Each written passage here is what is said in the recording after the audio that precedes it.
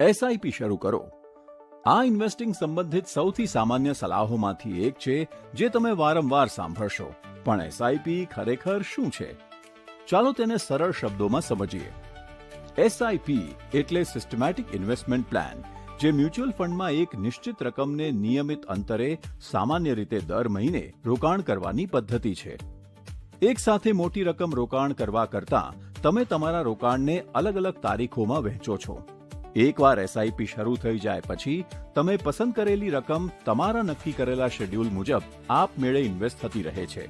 કારણ કે સમય સાથે માર્કેટ્સ ઉપર નીચે થતા રહે છે, રોકાણકારો માત્ર એક એન્ટ્રી પોઈન્ટ પર આધાર રાખવાને બદલે અલગ અલગ માર્કેટ લેવલ્સ પર ઇન્વેસ્ટ કરી શકે છે.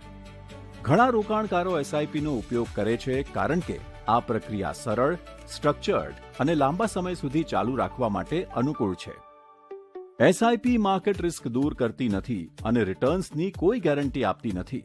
તે માત્ર મ્યુચ્યુઅલ ફંડ્સમાં સિસ્ટમેટિક રીતે રોકાણ કરવાની એક પદ્ધતિ છે. તો જ્યારે કોઈ કહે એસઆઈપી શરૂ કરો, ત્યારે તમને સમજાશે કે તેઓ કોઈ અલગ પ્રોડક્ટની વાત નથી કરતા.